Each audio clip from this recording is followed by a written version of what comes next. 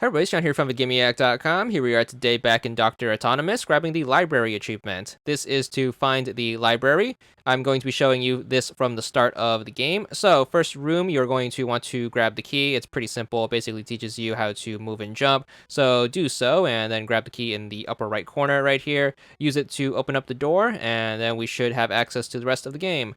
First thing we have to do is we have to look for another key in order to open up that door on the bottom right. Make sure you take the path up. Make sure you watch out for the enemies. You can kill them by jumping on top of them if you really wish to do so. We're just going to skip past that one.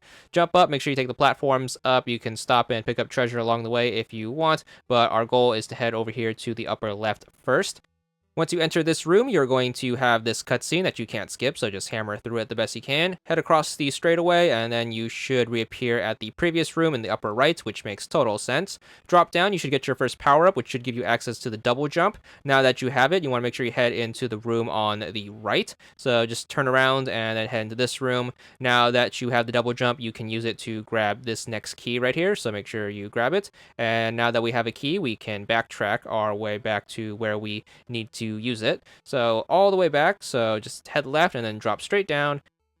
Now that we have the key, we can use it to open up that lock in the bottom right of the room, and we should get access to this room.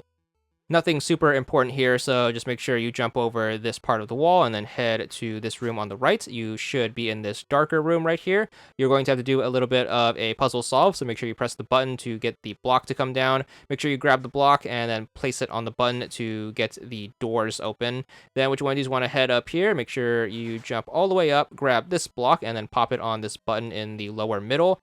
And that should give us access to the next screen, which is going to be towards the top. So make sure you head that way. Once you are here, what you want to do is want to make sure you wait until the door is cleared, and then you can hop on through. As you can see, this is going to be determined by when the enemies push the button. So make sure you don't kill any of the enemies, since you need a way to get through that door. Grab the block and then head back down, and then make sure you wait till the gate opens back up. Make sure you drop the block on this button. That should get the path opened up top, as well as the one to the right. We are going to head towards the right, since we are going to head for the library instead of fighting the first boss. To get past these little taller enemies right here, you can use the duck feature, which is to just hold down. So make sure you do that, or you can tank the hit if you're feeling adventurous. But nonetheless, make sure you get through these enemies, and then just head on over here.